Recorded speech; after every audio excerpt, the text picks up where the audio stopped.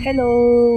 Kamusta ulit kayo? So, ako nga pala si M. Venture. Sa mga hindi nakakilala sa akin, ang pangalan ko, YouTube channel ko is M. Venture and kakasimula ko lang sa pag-vlog. So, ayun, is update lang tayo ngayon. So, sa nakaraang video ko, kung mapapanood nyo, is in-upload ko doon is yung starting point ko, which is yung June 1.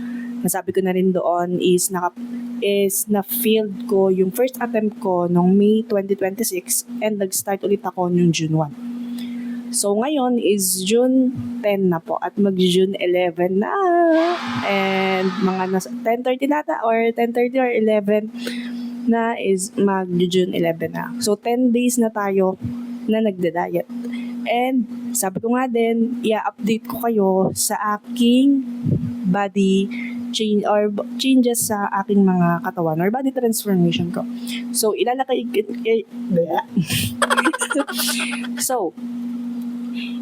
ko dyan or ilalagay ko yung video nung aking katawan ngayon.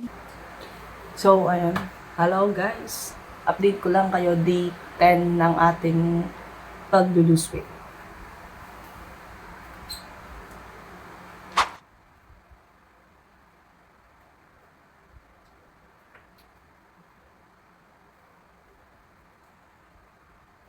So, June 10, yan yung current body ko.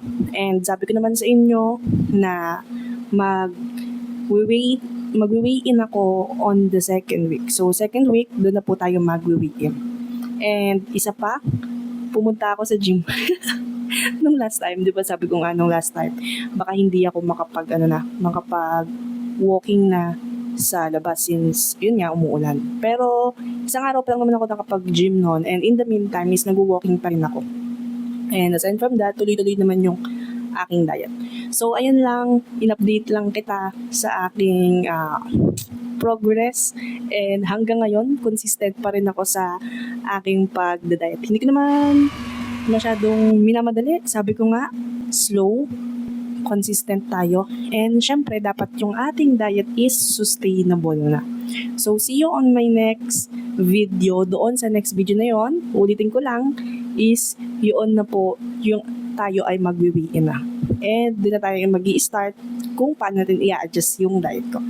So yun lang, salamat sa panonood at kung bago ka pa lang, ngayon mo pa lang ako napapanood, sana i-share mo or i-subscribe mo, mag-subscribe ko man lang sa sa aking YouTube channel for syempre masuportahan ako. So without further ado, yun lang, and always remember, be 1% better every day. Yun lang. Bye-bye!